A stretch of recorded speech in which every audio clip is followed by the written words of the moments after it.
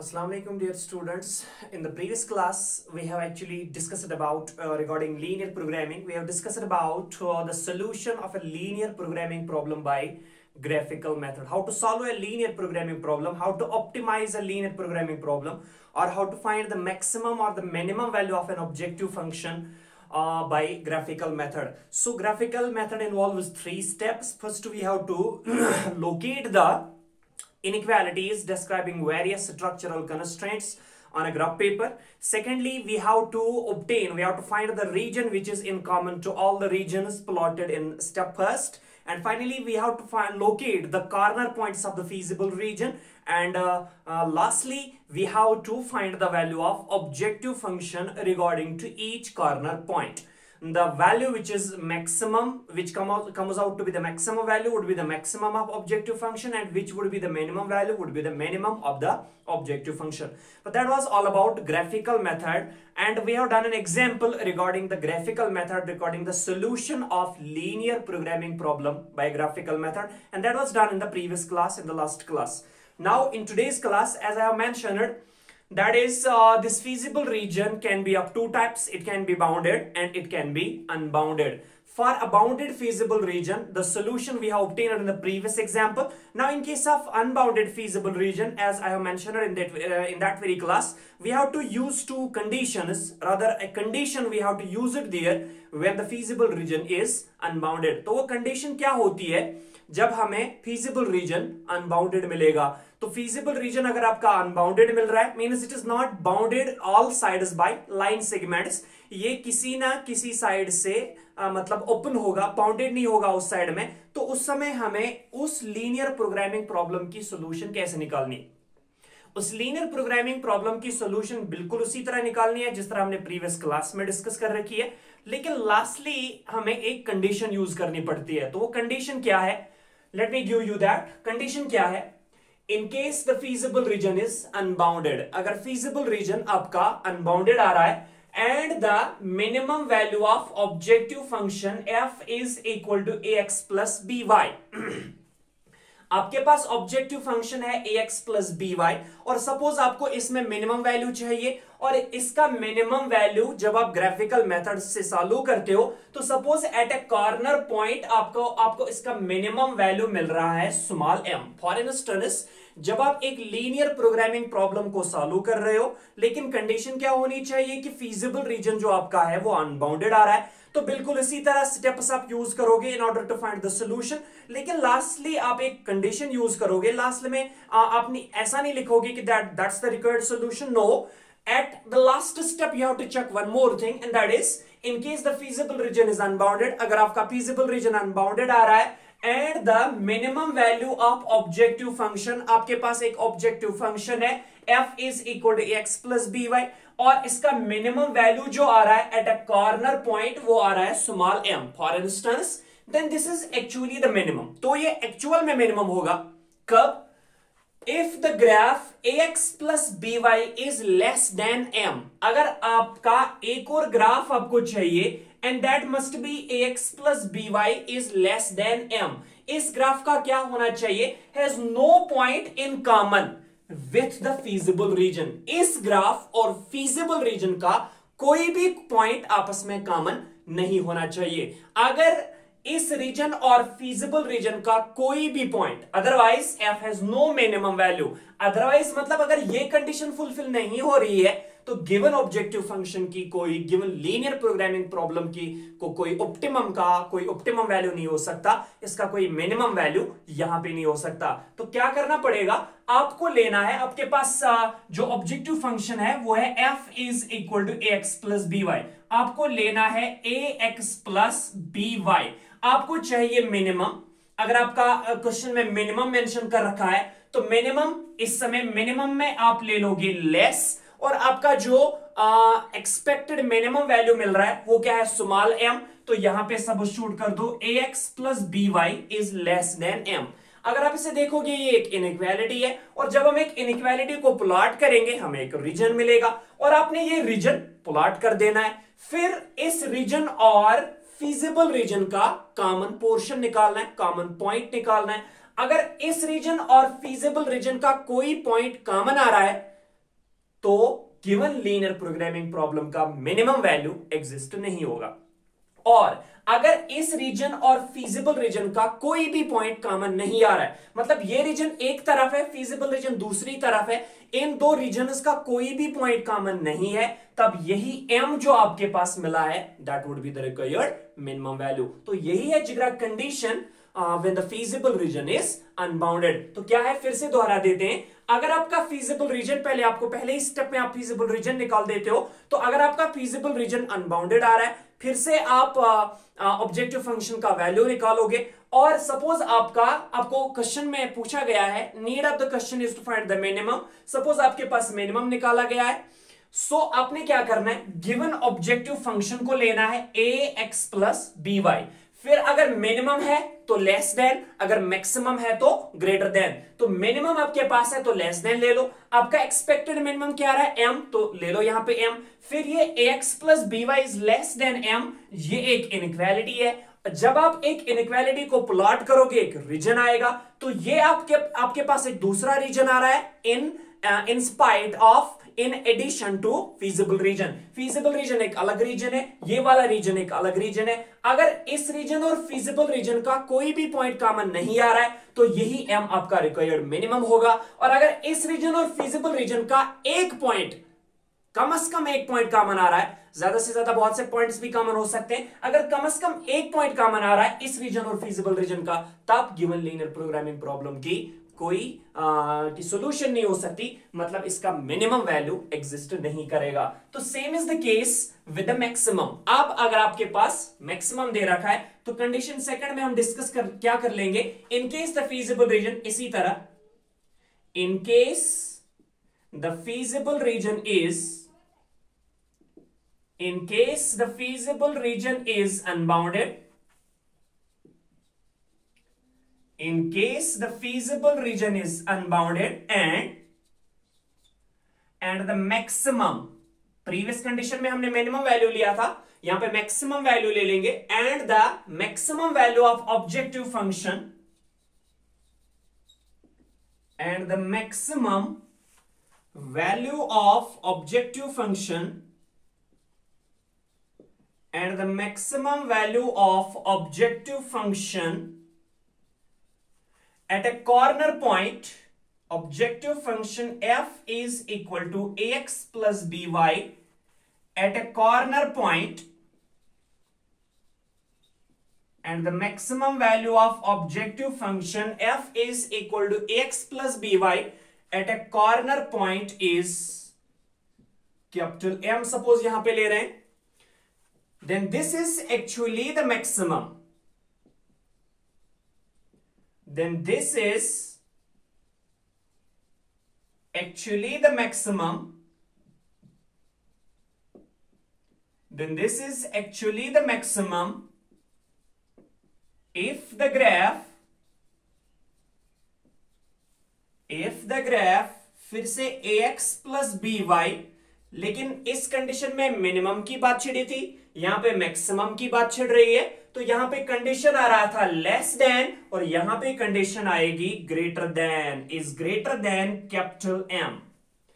If the graph ax plus by is greater than capital M, has no point in common, has no point in common with the feasible region, has no point in common with the feasible region, full stop। otherwise f has no maximum value, otherwise f has no maximum value।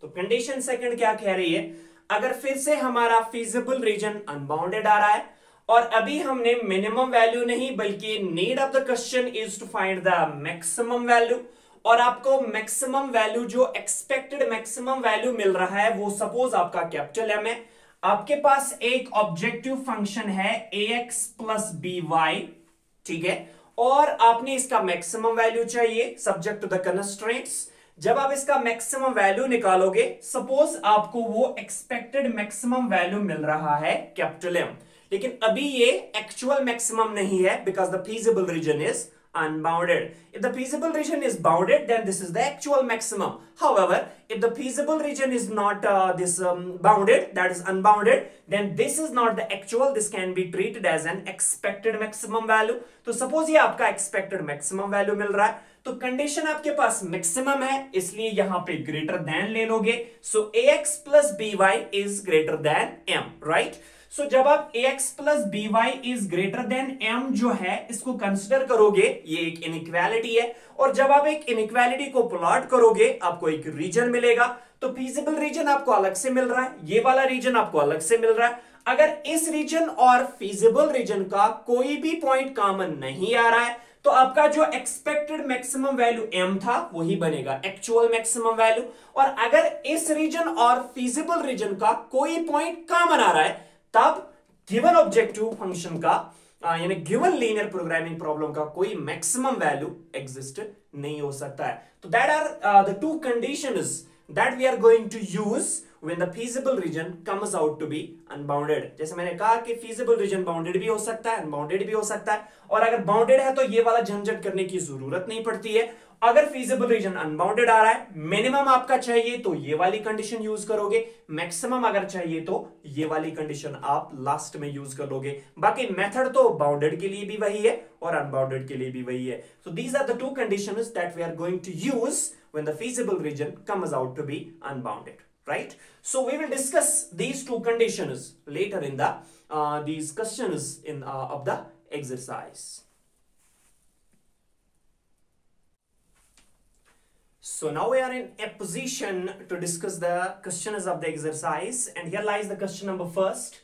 Question number first is already done in the example. वो हमने example में आपको करवाया है, तो वो example जो previous class में हमने डिस्कस की है वो आप देख लोगे. That is same, this question number first is same as that of that example. Now lies the question number second. Question number second is all about our problem is to minimize. हमें objective function का minimum value चाहिए, and that objective function is all about z is equal to 3x plus 4y subject to the constraints. जो आपके पास constraints यहाँ पे दे रखे हैं, restrictions आपके पास जो दे रखी हैं, where x plus 2y is less or equal to 8, we have kept it as second. 3x plus 2y is less or equal to 12, we have kept it as third. And x is greater or equal to 0, y is greater or equal to 0, and we have kept this one as fourth, number fourth. So we have to find the minimum value of this objective function. We have to again find the solution of this linear programming problem by graphical method. Now this question is a bit different from the previous one, from that example, because in that example we were asked only about only a single structural constraint. लेकिन अगर यहां पे देखा जाए तो यहां पे हमारे पास दो स्ट्रक्चरल कंस्ट्रेंट्स हैं. तो क्वेश्चन नंबर फर्स्ट और क्वेश्चन नंबर सेकंड में सिर्फ यही डिफरेंस है कि क्वेश्चन नंबर फर्स्ट में आपके पास एक स्ट्रक्चरल कंस्ट्रेंट था, लेकिन यहां पे आपके पास दो स्ट्रक्चरल कंस्ट्रेंट्स हैं. तो दो हैं, तीन है, एक है, मेथड तो सेम रहेगा, that is we have to solve it by graphical method. तो सॉल्यूशन बाय ग्राफिकल मेथड में हमने जैसे एग्जाम्पल में देखा था, इसको हम कंसाइज करते हैं दो स्टेप्स में. स्टेप नंबर फर्स्ट में हम लोकेट करते हैं feasible region and the corner points of the feasible region, and second point में हम वैल्यू निकालते हैं ऑब्जेक्टिव फंक्शन का. So here lies the step first. Step first की जो हेडिंग रहेगी that is to find the feasible region. To find the feasible region, हमें feasible region को ऑब्टेन करना है, फाइंड आउट करना है. तो फीजिबल रीजन ऑब्टेन कैसे होगा?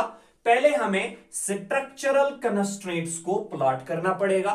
तो सबसे पहले हम आएंगे इस structural constraint x plus 2y is less और इक्वल टू 8 पे. इस स्ट्रक्चरल कंस्ट्रेंट को प्लॉट करने के लिए, जैसे हमने एग्जांपल में मेंशन कर रखा है, हमें कंसीडर करनी पड़ेगी line x plus 2y is equal to 8 in order to find the boundary of the region. So to plot the inequality second, to plot the inequality second, To plot the inequality second, let us consider a line. Let us consider a line. हमें एक line consider करनी पड़ेगी and that must be x plus 2y is equal to 8. In order to find the boundary, we have considered a line x plus 2y is equal to 8. अब हमें चाहिए ये x plus 2y is equal to 8 जो linear equation in two variables है, ये हमें दे देगी एक स्ट्रेट लाइन, और वो स्ट्रेट लाइन हमें मिलेगी कैसे? In order to find the points through which the line passes. तो कौन कौन से पॉइंट में ये पास होगी, उसके लिए हमें इस लाइन का टेबल बनाना पड़ेगा. So x plus 2y is equal to 8. जब हम टेबल बना देंगे, टेबल में value of x as well as the value of y. जब हमारे पास एक ही स्ट्रक्चरल कंस्ट्रेंट था तो मैंने कहा था टेबल में 2 पॉइंट्स मतलब ज्यादा से ज्यादा 2 पॉइंट्स ले सकते हैं. ठीक है, बहुत सारे ले सकते हैं, लेकिन जरूरत है सिर्फ 2 पॉइंट्स की. लेकिन अगर आपके पास 2 स्ट्रक्चरल कंस्ट्रेंट है तो आपको 3 पॉइंट्स लेने पड़ेंगे. अगर आपके पास 3 स्ट्रक्चरल कंस्ट्रेंट्स है तो आप 4 पॉइंट्स ले लोगे. सो आपके पास अभी 2 स्ट्रक्चरल कंस्ट्रेंट है. अगर एक स्ट्रक्चरल कंस्ट्रेंट है 2 पॉइंट ले लो. अगर 2 स्ट्रक्चरल कंस्ट्रेंट है 3 पॉइंट्स ले लो. अगर 3 स्ट्रक्चरल कंस्ट्रेंट्स हैं तो आपने 4 पॉइंट्स टेबल में लेने हैं. तो यहां पे टेबल में हम 3 पॉइंट्स ले लेंगे. वो 3 पॉइंट्स क्या होंगे ये आपको ध्यान रखने की जरूरत है in order to save the time in your examination. सबसे पहले आप x को पुट कर दो 0. जब आप x को पुट करोगे 0, 2y is equal to 8, y is equal to 8 by 2 that is 4. तो आपका वैल्यू जो मिलेगा that is 0,4. So it will pass through the point. Suppose इसका नाम हम यहां पे a रखेंगे, a ऑफ 0,4. फाइनली आपको y को पुट करना है 0. जब आप y को पुट करोगे 0 तो x का वैल्यू क्या आएगा 8. So this will pass through the point. Suppose इसका नाम हम यहां पे c रख देंगे, c ऑफ 8,0. अब ये बीच वाला पॉइंट जो है, या यहां पे भी ले सकते हो ये पॉइंट. अब ये कौन सा पॉइंट होना चाहिए? ये पॉइंट आप निकालोगे x plus 2y is equal to 8. यानी आपके पास एक लाइन जो रहेगी that is x plus 2y is equal to 8. और दूसरी लाइन जब आप थर्ड स्ट्रक्चरल कंस्ट्रेंट को प्लॉट करोगे, वहां से जो लाइन आपने कंसिडर करनी है वो है 3x plus 2y is equal to 12. तो यहां पे ले लेंगे 3x plus 2y is equal to 12. ये आपके पास 2 लाइनें आ रही हैं. अब तीसरा पॉइंट जो है वो आपको लेना पड़ेगा point of intersection of these 2 lines. इन 2 लाइन्स का पॉइंट ऑफ इंटरसेक्शन. तो पॉइंट ऑफ इंटरसेक्शन 2 लाइन्स का कैसे मिलेगा? In order to solve these 2 lines. So इन 2 लाइन्स को हमने सॉल्व करना पड़ेगा. तो सॉल्व कैसे करेंगे? By elimination method. यहां पे 2y y के कोफिशिएंट सेम आ रहे हैं. सो सब्ट्रैक्ट कर दो इस इक्वेशन को इस इक्वेशन में से सब्ट्रैक्ट कर दो. जब सब्ट्रैक्ट करोगे ये माइनस आएगा, ये भी माइनस आएगा, ये भी माइनस आएगा. So plus 2y minus 2y will cancel out. 3x minus x is 2x is equal to 12 minus 8 is 4. So x is equal to 4 by 2 minus 2. आगे x का वैल्यू that is 2. x का value आ रहा है that is 2. जब आप x को 2 यहां पे पुट करोगे या दोनों इक्वेशंस में कहीं पे भी पुट करोगे तो 2y is equal to ये 2 यहां पे प्लस है, यहां पे माइनस बनेगा. So 8 minus 2 will come out to be 6. अब 2y is equal to 6 means y is equal to 3. तो जो पॉइंट आपको मिल रहा है, सपोज उसका नाम हम यहां पे b पुट करेंगे, वो है b ऑफ 2,3. अब ये b ऑफ 2,3 जो है ये रहेगा point of intersection of lines x plus 2y is equal to 8 and 3x plus 2y is equal to 12. तो ये लाइन जो है x plus 2y is equal to 8 3 points में यहां से पास हो रही है. एक है a of 0,4, b of 2,3 and c of 8,0. ये यहां पे मेंशन कर देंगे. This line passes through the points. This line passes through the points. कौन कौन से पॉइंट्स में ये पास हो रही है? a of 0,4, b of 2,3 and c of 8,0. 3 points में से लाइन पास हो रही है. एक है a of 0,4, b of 2,3 and c of 8,0. ये लाइन बहुत सारे पॉइंट्स में से पास होगी, लेकिन in order to save the time in your examination better is to go like this. So passes through the points A of 0, 4, B of 2, 3 and C of 8, 0. अब सबसे पहले हम इन 3 पॉइंट्स को प्लॉट करेंगे ऑन अ ग्राफ पेपर. तो suppose ये आपका यहां पे है graph paper. This is our x-axis, OX, positive x-axis, OX dash. And this is your y-axis, positive y-axis, OX positive x-axis and OY positive y-axis. We have to talk about only first quadrant because of this inequality 4 because of non-negativity constraints. तो suppose ये आपके पास यहाँ पे 0 है, यहाँ पे ये आपके पास 1 है, यहाँ पे आपके पास 2 है, यहाँ पे 3 है, यहाँ पे 4 है, यहाँ पे 5 है.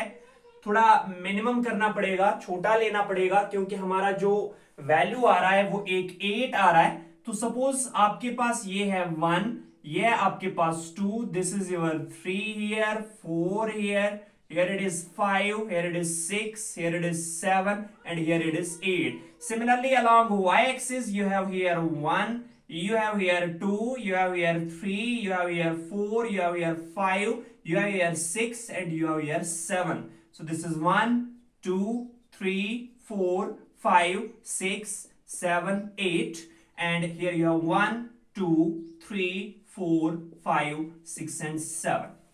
First you have to plot the point A of 0, 4. मतलब x का वैल्यू 0, y का वैल्यू 4, तो पॉइंट यहां पे आएगा. Mark the point as A of 0, 4, right? Similarly, you have to plot the point B of 2, 3, x का value 2, y का value 3, तो x का वैल्यू यहां पे 2 आ रहा है, y का वैल्यू यहां पे 3 आ रहा है. So this would be your second point, that is B of 2, 3. This is A of, इसका नाम हम यहां पे नीचे रख देंगे A of, या कहीं पे भी रख सकते हो. ये वाला पॉइंट जो यहां पे है, it is A of 0, 4. This point is here B of 2, 3 and finally you have to plot C of 8, 0 and this is your C of 8, 0. C of 8, 0. So in 3 points को आपस में ज्वाइन कर दो by line segment. आपका ये वाला line मिल रहा है, इसको थोड़ा बहुत आप प्रोड्यूस कर दोगे. प्रोड्यूस करके इसका नाम यहां पे रखोगे. ये कौन सी लाइन आ रही है? x plus 2y is equal to 8. तो यहां पे मेंशन कर दोगे x plus 2y is equal to 8, right?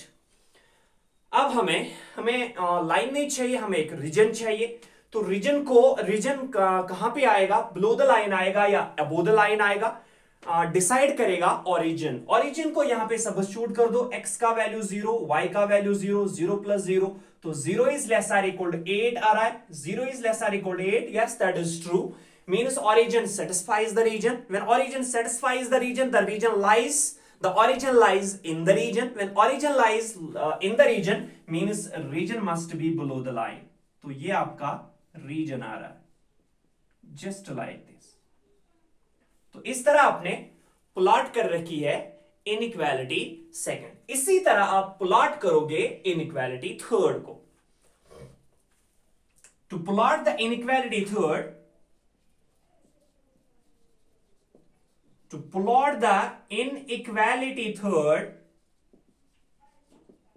Inequality third को प्लॉट करने के लिए फिर से आपको कंसिडर करनी पड़ेगी एक line. 3x plus 2y is equal to 12. Let us consider a line. आपको एक लाइन कंसिडर करनी पड़ेगी और वो लाइन क्या है? 3x plus 2y is equal to 12. This line passes through the points. अब आपको देखना है ये लाइन कौन से पॉइंट्स में से पास हो रही है. This line passes through the points. This line passes through the points. ये लाइन कौन से पॉइंट्स में से पास हो रही है? इसके लिए हमें इसका टेबल यहां पे ड्रा करना पड़ेगा. सो टेबल अगर आप देखोगे, हमारे पास लाइन जो है that is 3x plus 2y is equal to 12. अब टेबल ले लो.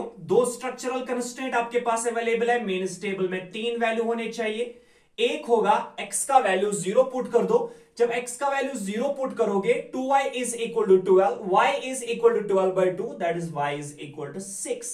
तो आपको पॉइंट मिल रहा है, ये आपका पॉइंट A है, ये B है, ये C है, तो इसका नाम आप रखोगे suppose D of 0,6। And finally आप y को पुट करोगे 0। जब y को पुट करोगे 0, ये वाला 0 आएगा, 3x equal to 12, x equal to 12/3, that is x equal to 4। तो पॉइंट जो आएगा दैट इज 4,0, राइट। इसका नाम आप यहां पे E रख दोगे। क्लियर।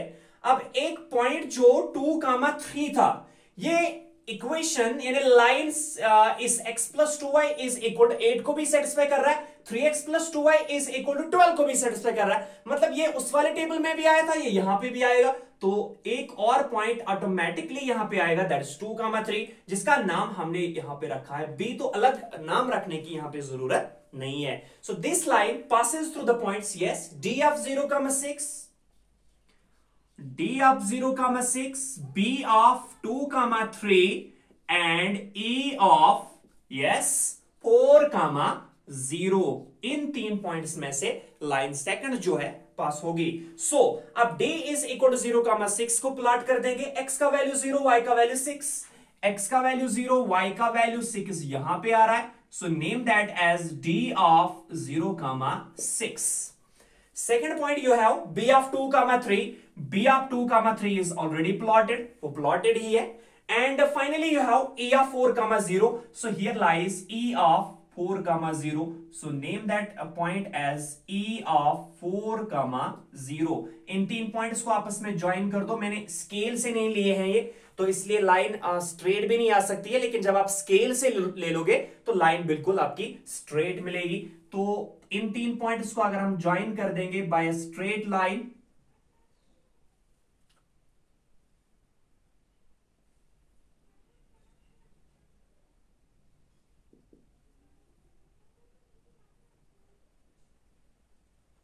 तो ये आपको मिलेगी straight line regarding to the equation. शाबाश, इक्वेशन आपकी क्या थी?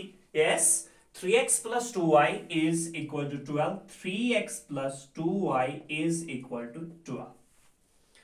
लाइन मिली, लेकिन आपको लाइन नहीं चाहिए, आपको रीजन चाहिए। तो रीजन बिलो द लाइन होगा, अबो द लाइन होगा, अगेन डिसाइड करेगा ऑरिजिन। ऑरिजिन को यहां पे सब्स्टिट्यूट कर दो, 0, y का value 0, 0 plus 0 is less or equal to 12, 0 is less or equal to 12, yes, that is true. So origin satisfies the inequality, or origin satisfies the region, origin lies in the region, region must be below the line, तो region ऐसे आएगा।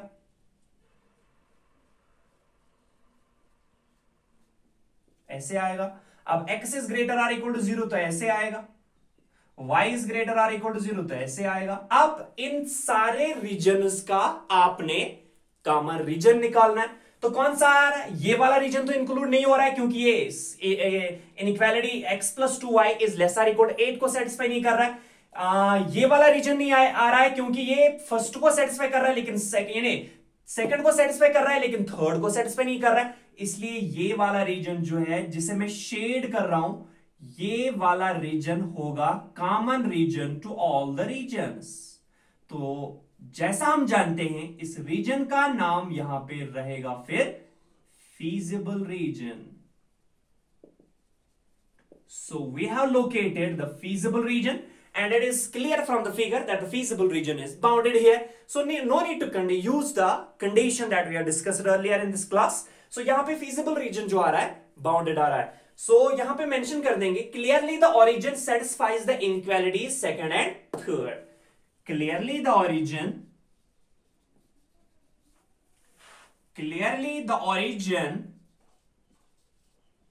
satisfies the inequalities. Clearly the origin satisfies the inequalities second and third. The inequality fourth represents the first quadrant, obviously. The inequality fourth represents the first quadrant.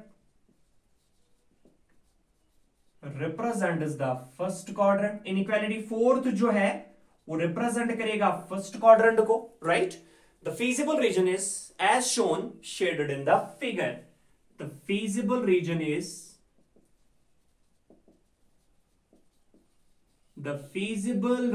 is as shown shaded in the figure.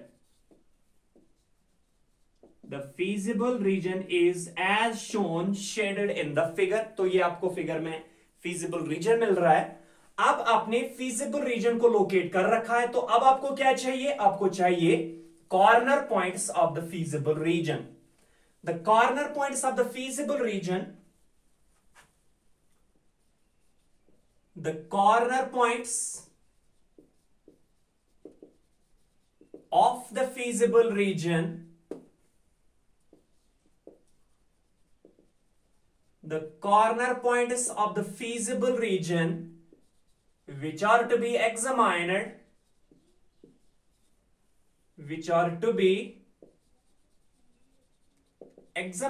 for optimum solution are, which are to be examined for optimum solution are. जो corner points हमें examine करने पड़ेंगे in order to find the optimum value, means यहां पे हमें minimum value चाहिए. So in order to find the minimum जो हमें कॉर्नर पॉइंट्स एग्जामाइन करने पड़ेंगे वो क्या होंगे? एक होगा ओरिजिन O ऑफ 0,0 और O of 0,0. Secondly we have this point A of 0,4, A of 0,4. Thirdly, we have this point B of 2,3. So B of 2,3. And finally, we have this point E of 4,0, E of 4,0. ये वाला point feasible region में नहीं आ रहा है, ये वाला point feasible region में नहीं आ रहा है, इसलिए feasible region के कॉर्नर पॉइंट्स या एक्सट्रीम पॉइंट्स नहीं हो सकते हैं. तो मिले हमें corner points of the feasible region. So finally we have to find the value of objective this objective function. So secondly, step second lies here. So here lies the step second. To find the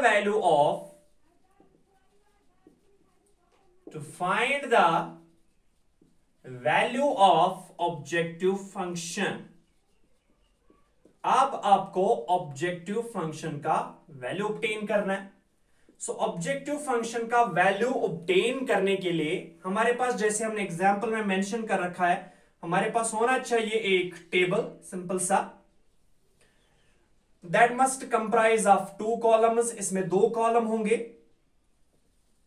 column first में होंगे corner points of the feasible region which are to be examined for optimum solution, और column second में आपके पास होगा value of objective function z, right. So पहला corner point आपके पास जो अवेलेबल है वो है O of 0,0. Second corner point जो आपके पास अवेलेबल है वो है A ऑफ 0,4. थर्ड जो आपके पास अवेलेबल है वो है B ऑफ थर्ड आपके पास जो अवेलेबल है वो है B ऑफ 2,3. एंड फोर्थ जो आपके पास अवेलेबल है कॉर्नर पॉइंट वो है E ऑफ 4,0. अब आपको corresponding to each corner point you have to find the value of Z. अब Z आपके पास क्या है? Z आपके पास है -3x. सॉरी, यहां पे मेंशन करना मैं भूल गया था. यह है Z is equal to -3x plus 4y. So substitute every corner point in the objective function, you will find the value. So सबसे पहला वैल्यू जो है x का वैल्यू 0, y का वैल्यू 0 पुट कर दो. So -3 into 0 plus 4 into 0, the result is obviously 0, right? अब second substitute कर दो, x का वैल्यू 0, y का value 4. So -3 into 0 plus 4 into 4, that will obviously come out to be 4 4s are 16, right? ये वाला point substitute कर दो, it will come out to be -3 into 2 plus 4 into 3, and that is equal -3 2s are 6, 4 3s are 12, -6 plus 12 is +6. तो ये आपका value of Z आ रहा है. Finally यह पॉइंट E, x का वैल्यू 4 और y का वैल्यू 0 पुट कर दो. -3 into 4 plus 4 into 0, and that's equal to -12. तो ये आपका वैल्यू आ रहा है -12. So corresponding to every corner point, you have the value of z. The first value of z is 0, the second value of z is 16, the third value of z is 6, and the fourth value of z is -12. अब आपको क्या चाहिए? आपको minimum value चाहिए. तो इन सारे values में minimum value कौन सा है? Obviously -12. So the minimum value of z is -12 at a corner point E of 4, 0. यानी ये जो कॉर्नर पॉइंट E of 4, 0 आपके पास अवेलेबल है, इसी कॉर्नर पॉइंट E of 4, 0 पे इस ऑब्जेक्टिव फंक्शन का मिनिमम वैल्यू होगा. So the minimum value of z, the minimum value of z is -12 at a corner point. कौन से कॉर्नर पॉइंट पे इसका मिनिमम वैल्यू आ रहा है? At a corner point E of 4, 0. That is when, जिसका मतलब when x is equal to 4 and y is equal to 0. So the situation here is, the condition here is, when x is equal to 4 and y is equal to 0, then the given objective function z is equal to -3x plus 4y has the minimum value, and that minimum value will come out to be -12. So that was the solution of question number 2 of exercise 12.1 by graphical method. Now इसके आगे इसमें बहुत सारे questions हैं, and that would be discussed in the next class, and till then खुदा हाफिज.